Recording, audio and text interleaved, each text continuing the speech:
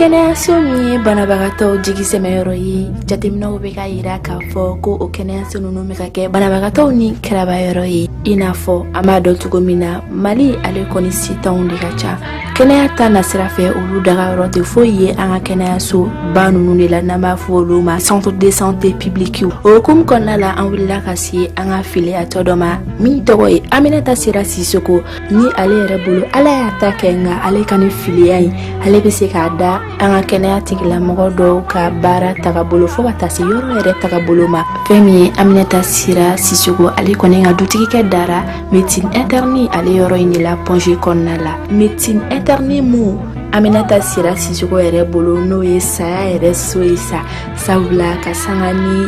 waleya minnu bɛ ta ka banabagatɔ fo ka taa se banabagatɔ somaw yɛrɛ ma, ale ye minnu ye a bɛ n'a da don o de la ko fɔ anw ye ka se ka faamuya sɔrɔ a la. An ka Aminata Sira Sisoko ale lamɛn. Sotigi de taɲana ne bɛ Ala ka sigi la n'o ye filiya sigi ye. A banna octobre kalo tile 29 hôpital du Ponge la. Ko minnu kɛra ne na ne b'a fɛ k'an da don a la dɔɔni, ou bien ko min kɛra ne ka sotigi la, bara n'a kɛra ale la kɛra ne yɛrɛ la, ne de tun b'a kɔrɔ. A fari tun man d'a la, bana dalen tɛ, nka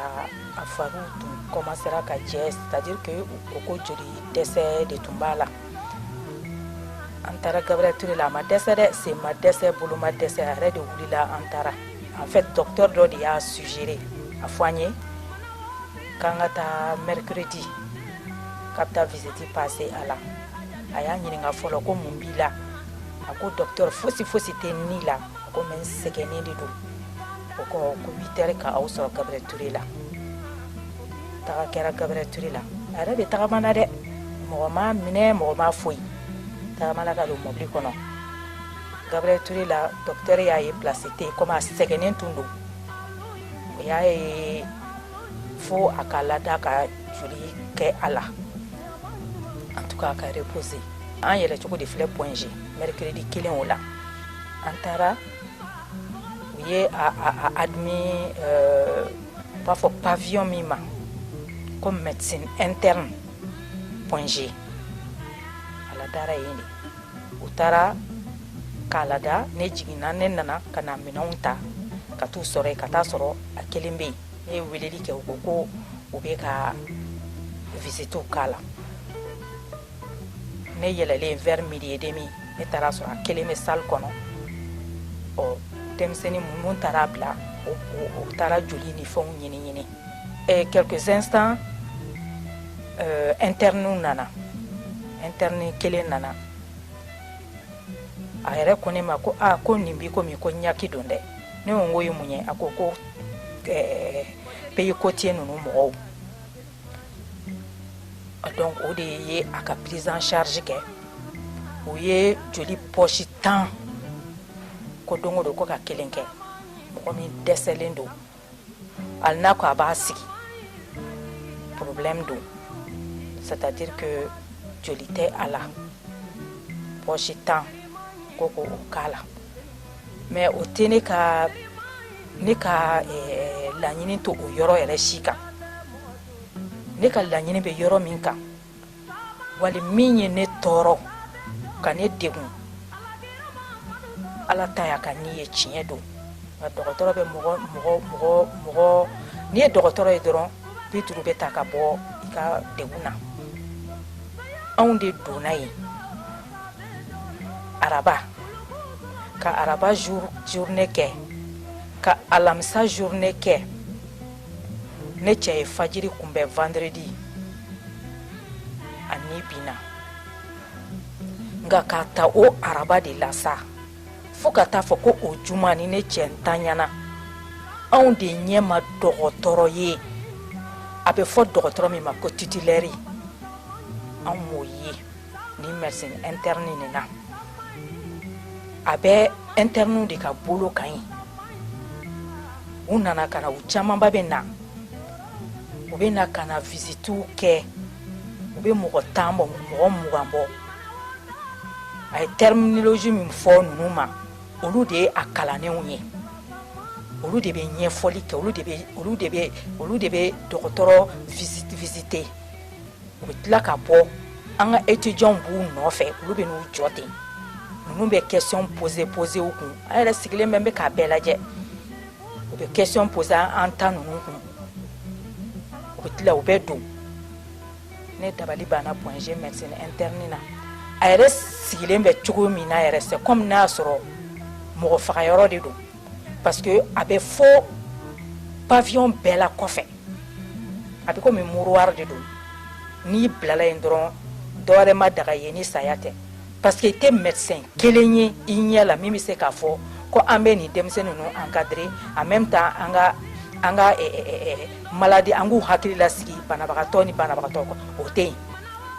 k'a sɔrɔ ne y'a ye dɔgɔtɔrɔso wɛrɛw la dɔgɔtɔrɔ bɛ na a n'a ka interne u bɛ visitew passer a kɛra ne yɛrɛ la dɔgɔtɔrɔsobaw la yan u bɛ na ka visite kɛ ka internew ɲininka nin ye mun ye dɔgɔtɔrɔ yɛrɛ jɔlen i yɛrɛ b'a dɔn k'a fɔ ko o dɔgɔtɔrɔ vraiment a bɛ dɔ b'i ka bana la nka anw de donna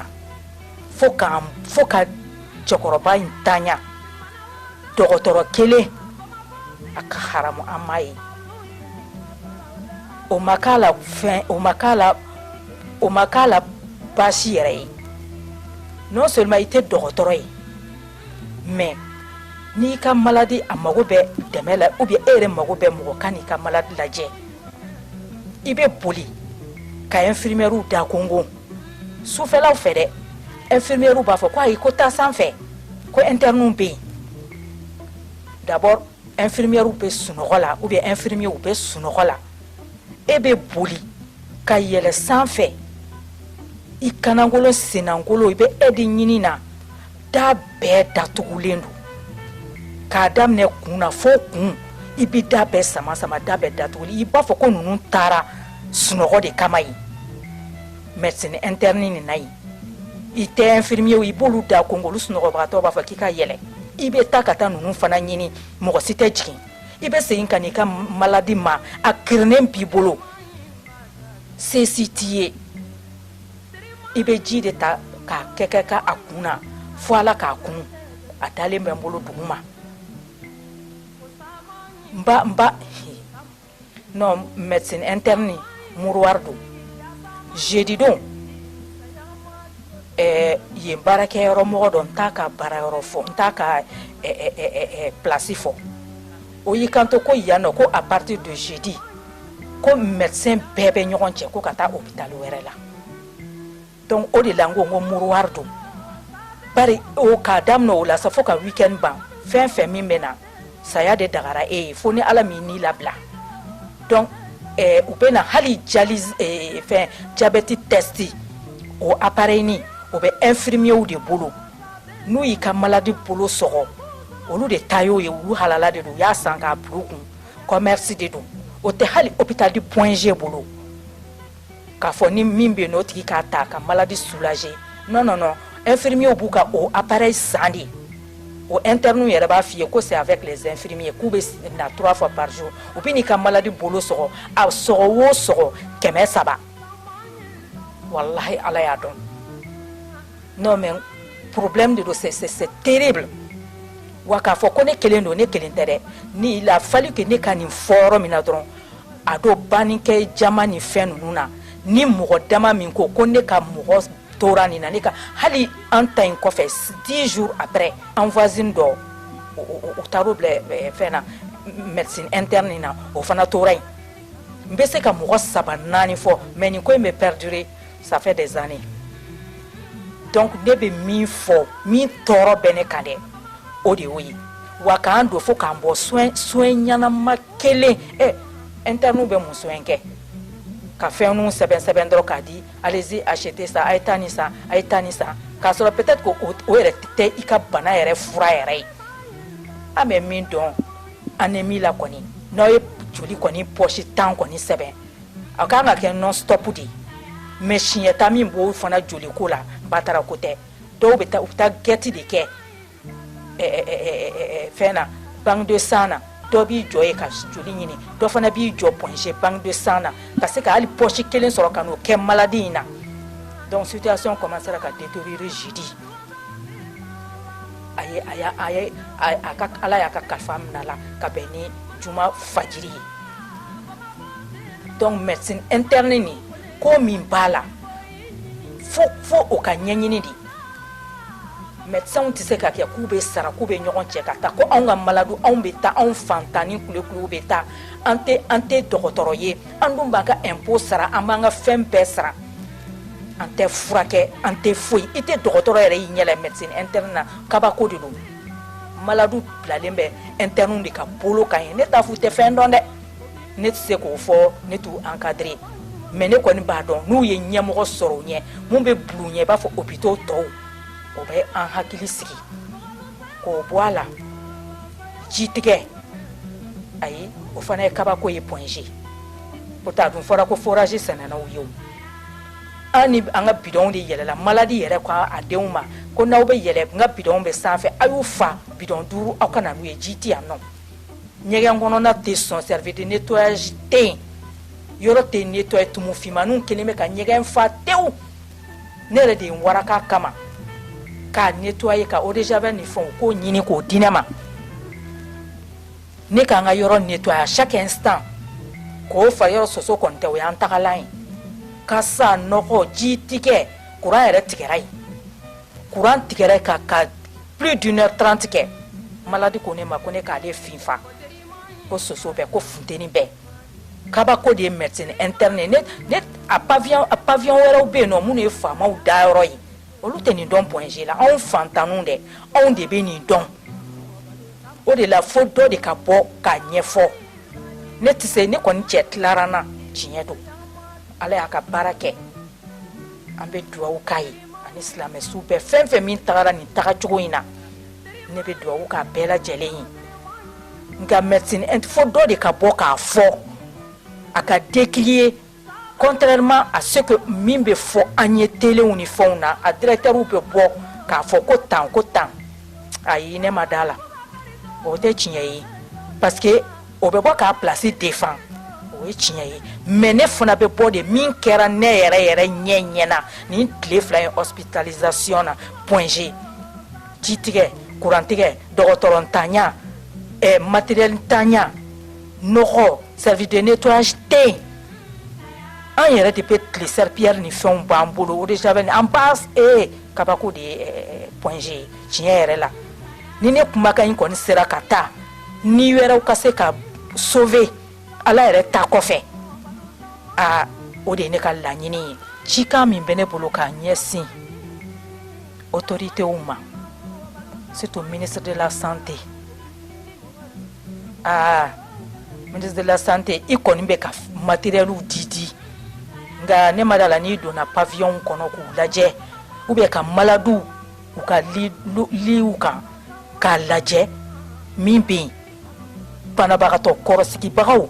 ministre gɛrɛw la i k'a lajɛ dɔɔni min bɛ poinge parce que ne ye a ɲɛmɔgɔ ka kuma mɛn o de ye ne révolte yɛrɛ a ko jitigɛ tɛ yen nin tɛ yen a b'a dɔn min bɛ yen o nin kɔni kɛra ne na nin tɛ n y'a lakali ye dɛ n y'a lakalila n ye dɛ mais nin kɛra ne yɛrɛ de ka sotigi la an 2 ala y'an sabanan ye vraiment n'a fɔra ko ni sera dɔgɔtɔrɔso la k'i ka bana ni 100 don 50 bɛ bin ni ye dɔgɔtɔrɔ ye ou bien ni sera dɔgɔtɔrɔso la prise en charge bɛ kɛ